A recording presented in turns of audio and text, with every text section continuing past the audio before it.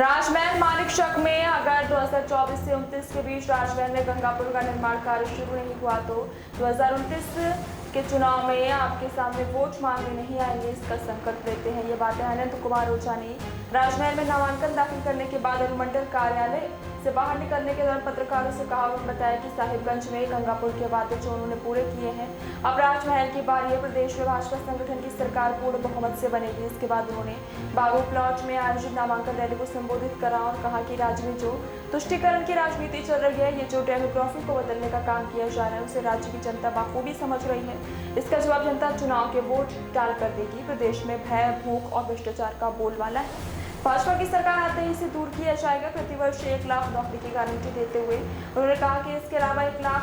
और अतिरिक्त नौकरी देने हुए स्वरोजगार की दिशा में कदम बढ़ाने चाहिए। साहिबगंज से मोहम्मद गुलजार की रिपोर्ट। जनता ने जो प्रेम दिया है, जो आशीर्वाद दिया है, उस प्यार और आशीर्वाद के सहारे हर वो सपना जो यहाँ की क्षेत्रवासियों ने देखा है, हर वो सपना को पूरा करने के लिए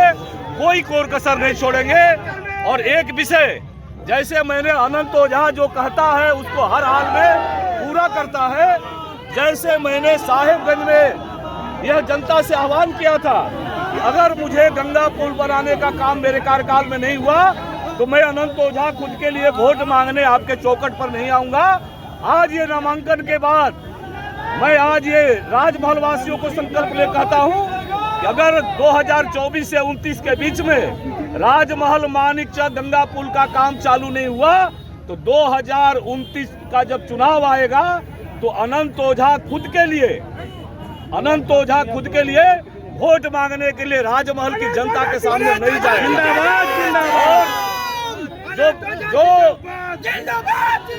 जो भय आतंक बचा करके,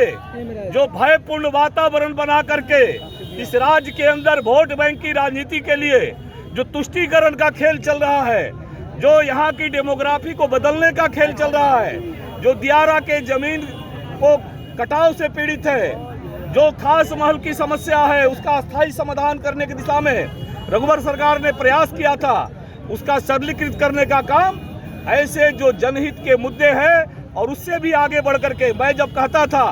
कि यहाँ 24 घंटा 22 घंटा बिजली हम लाएंगे, बिजली आकर के लोगों के चरणों में मैंने देने का काम किया है। विधायक जी, हमने सरकार किसकी बनेगी? हमने कहा था कि यहाँ के बच्चों को पढ़ने के लिए डिग्री कॉलेज लाएंगे, डिग्री कॉलेज ला करके यहाँ के चरणों में समर्पित करने का काम किया है। लेकिन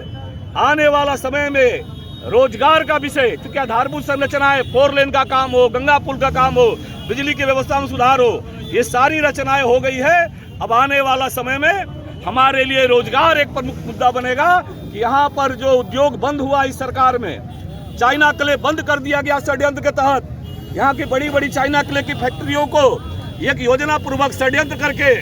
किसी को खुश करने के लिए बंद किया गया है, उसको चालू कराने की दिशा में ये पहल होगा। और भारतीय जनता पार्टी की सरकार जब आएगी तो जिस प्रकार से 5 साल नौजवानों को रोजगार के लिए तरसना पड़ा था, भारतीय जनता पार्टी की सरकार आते ही प्रत्येक साल 1 लाख नौजवानों को रोजगार देने की गारंटी हमारे पार्टी के शीर्ष नेतृत्व ने किया है। प्रत्येक साल हम लोगों ने प्रत्येक वर्ष इसके अतिरिक्त 1 लाख अतिरिक्त नौकरी स्वरोजगार की दिशा में हम लोग पूरा करने का काम करेंगे। नौजवानों के हाथों में रोजगार हो। मुख्यमंत्री कृषि आशीर्वाद योजना जो किसानों के लिए 5,000 25,000 मिला था, उसको हम चालू करेंगे और इस प्रदेश को भय, भूख, भ्रष्टाचार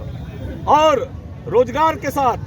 के खिलाफ जो इस सरकार हेमंत सरकार ने काम किया है, जेएमएम कांग्रेस सरकार ने काम किया है, उसके लेकर के हम यहाँ पर इस राज्य को, इस राजमहल विधानसभा को भी जो भय युक्त करने का षड्यंत्र चल रहा है, उस भय युक्त करने की दिशा में, भय मुक्त करने की दिशा में हमारा पूरा प्रयत्न रहेगा कि राजमहल विधानसभा में हर लोग सुरक्षित रहे, हर नागरिक सुरक्षित रहे, हर लोग अपनी बातों को रखने का अधिकार हो। और ये बातें मैं अभी सार्वजनिक रूप से मंच से मैं कई घटनाएं घटी है जिसका मैं उल्लेख करने वाला हूँ। शेष बहुत